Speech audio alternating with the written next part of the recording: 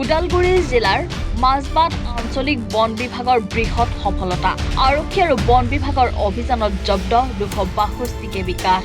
ওদালগুৰি জিলাৰ বন বিষয়া মুস্তাফা আলী আহমেদৰ নিৰ্দেশত ওদালগুৰিৰ বনকৰ্মী, মাজবাট আঞ্চলিক বন বিভাগ আৰু মাজবাট আৰক্ষীৰ যুটীয়া অভিযানত অসম-অৰুণাচল সীমান্ত এলেকাৰ আজৰাবাৰী চেণ্টাৰত অবৈধ কাঠ বিচাৰি চলাইছিল অভিযান।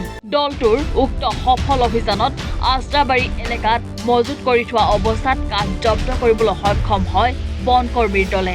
পিছত জব্দকৃত কাঠখিনি মাজবাট আঞ্চলিক বন বিভাগৰ কাৰ্যালয়লৈ নিশাই লৈ আনে বুলি মাজবাট আঞ্চলিক বন কাৰ্যালয়ৰ বিট অফিচাৰে জানিবলৈ দিছে।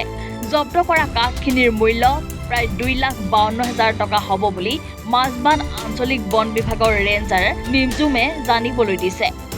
মাজবাটৰ পৰা যতীনাথৰ ৰিপৰ্ট, এনি ভাৰত 24। জুবিন গাৰ্গৰ গীতসমূহৰ ওপৰত আধাৰিত গানে কি আনে নামৰ এটা সুন্দৰ অনুষ্ঠান আপোনালোকৰ ওচৰলৈ আহি আছে অতি শীঘ্ৰে। অহা 15 আগষ্টৰ পৰা ধেমাজিৰ পৰা প্ৰথম অডিশ্যন আৰম্ভ হ'ব আৰু সেই অডিশ্যনৰ যোগেদি বিভিন্ন কণ্ঠশিল্পীসকলে যিসকলে এই অনুষ্ঠানত যোগদান কৰিব বিচাৰে তেওঁলোকে এই অডিশ্যনৰ যোগেদি আগবাঢ়ি আহক আৰু জুবিন গাৰ্গৰ বহুত ভাল লগা গান আমি সদায় শুনি আহোঁ।